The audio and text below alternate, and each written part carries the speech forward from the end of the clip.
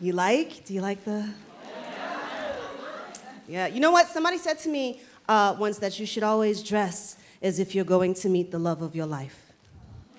Yeah, now I don't know if he's here tonight, but he should know I mean business.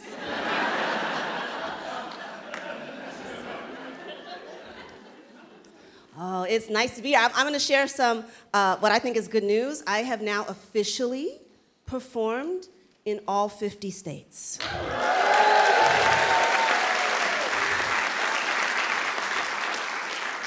And I can honestly say, we don't need all 50.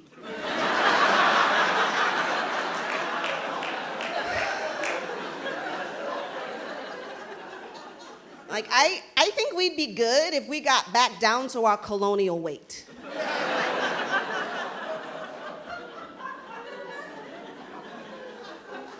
I mean, you know how good it feels when you lose that last 37 pounds.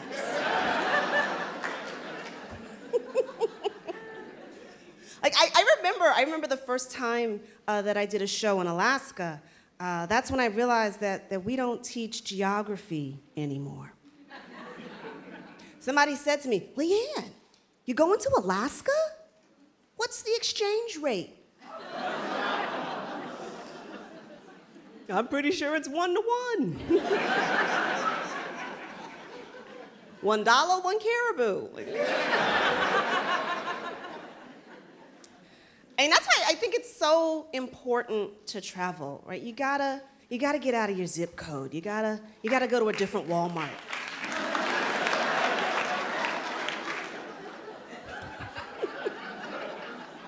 They've got different stuff. I think the most interesting place that I've been so far is the Middle East. I got to entertain the troops that we have stationed over there. Thank you. Listen, if anyone here has served or anyone in your family has served, thank you, because it matters, okay? Because my dad was in the Air Force, okay? Like way back though, when they called it the Air Corps. Yeah, my dad's old. So it was my dad and Amelia Earhart. Like, I think they dated.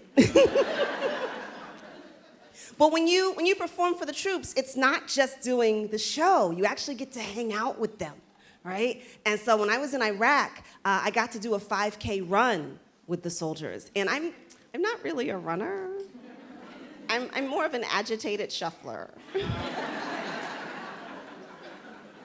But you have no idea how fast you'll run when you are surrounded by people with M16s. Oh, I did my best time ever. I did 5K in 4 minutes. So I'm out there, right? I'm doing my thing, right? Soldier next to me turns to me and says, you know, this run doesn't count unless you're doing it in armor. I looked at him, I'm like, dude, you should try doing this in a thong.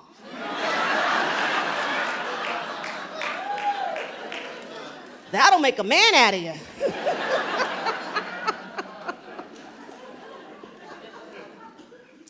But I do love traveling. I'm so glad to be doing it again. I actually started traveling early. When I was in college, I did a semester in Mexico. Well, it was really just a spring break that got out of hand.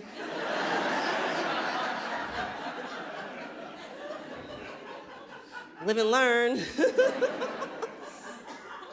Hola, mi gente, ¿cómo estamos? ¿Dónde está el embassy?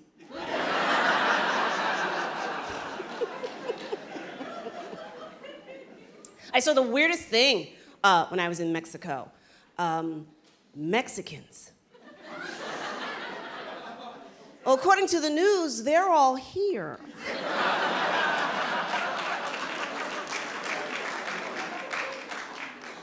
They're coming to take our jobs. No, they're not. Our jobs are in India.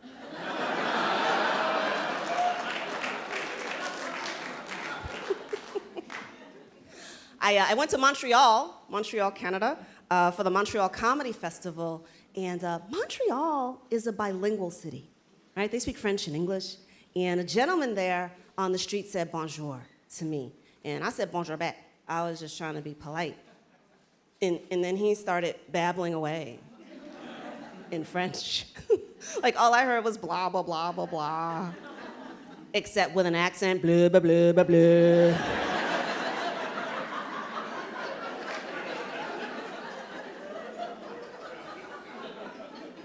When it was my turn to speak, I said the only other French that I know. I was like, je t'aime, which means I love you. And that's a little early to be whipping that out in conversation. But it worked. He left.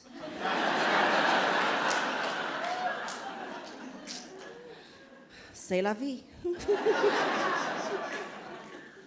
I'm actually learning French now, but it's going very slow. Like, so far, I only know how to say nice things. Yeah, like, bonsoir, excusez-moi, s'il vous plaît. ¿Dónde está el embassy?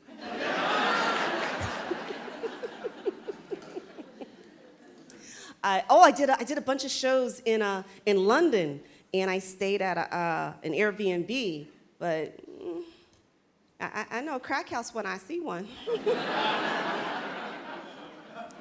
I had a great time, but it's really expensive there. Right? Like, the exchange rate is not in our favor there. It's really bad, you guys. Like, I found £1 on the street, brought it back, bought a house.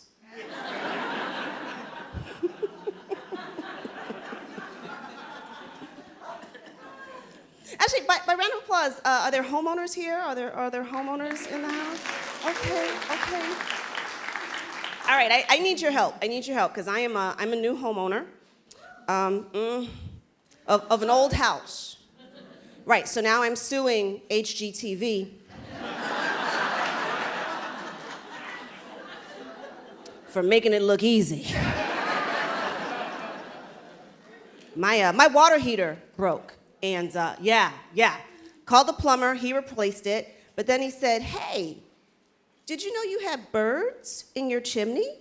Then he cocked his head to the side like, I think they're swallows.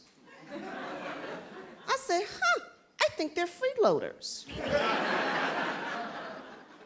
I said, can you get rid of them? He goes, no, you have to call a chimney guy.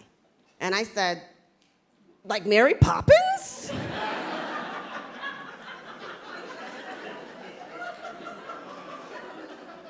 So I called the chimney guy, and he didn't sing. He didn't even hum. Okay. But he got rid of the birds, but then he goes, hey, did you know you have a crack in your chimney? Then he starts showing me pictures.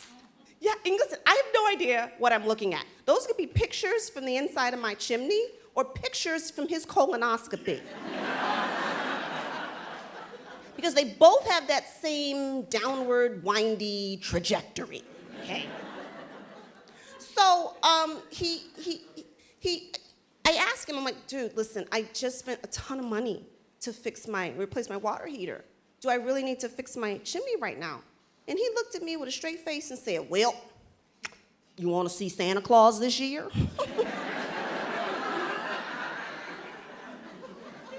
Well, yes, if he's bringing me a new chimney.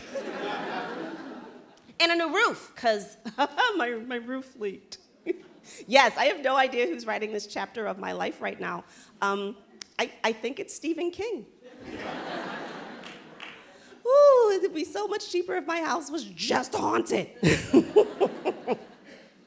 So I got the roof fixed, right? But then the guy goes, hey, did you know about the squirrels? Yes, that's why my roof is leaking. The squirrels have been eating it like it's an all-you-can-eat buffet. Right, so I called an exterminator, and I found out that in New York City, it is illegal to kill squirrels. Yeah, because apparently they have a very powerful political lobby in Congress.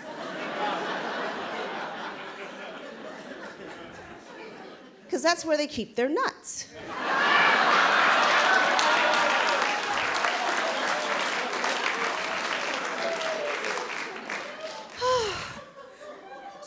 So I had to call a trapper you guys. And here's what the trapper does. They trap the squirrels, drive them across town, release them over there.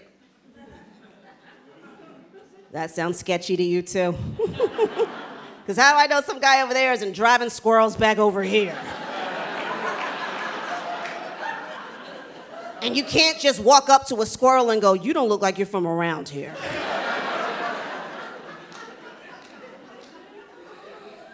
I guess what I'm trying to say is I am now spending a lot of time in Home Depot. And I'm not really a DIY kind of girl. I'm really more of a DSW kind of girl. But I'm learning that no matter how many people they say are working in Home Depot, there's only one guy who knows everything. And you gotta hope the day you go in is the day he's there. So I needed a light bulb, right? So I go in and I actually have a little sample, so proud of myself, right? And they send me to the lighting aisle. Have you ever been to the Home Depot lighting aisle? No, you haven't, because you'd still be there. It's just huge. It's like if God said, let there be light, Satan said, let there be light bulbs. So I have no idea how long I was standing there. I think there was a shift change. But the guy comes in, right? And he walks over and he hands me a tissue, because apparently I've been crying.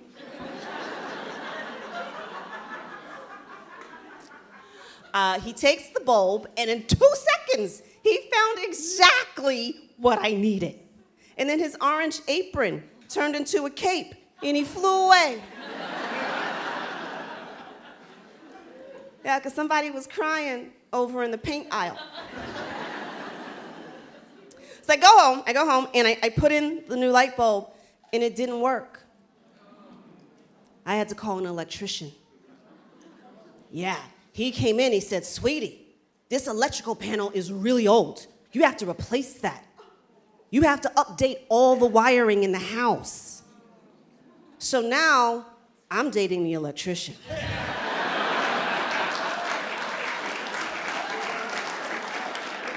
Because mama is all out of Bitcoin.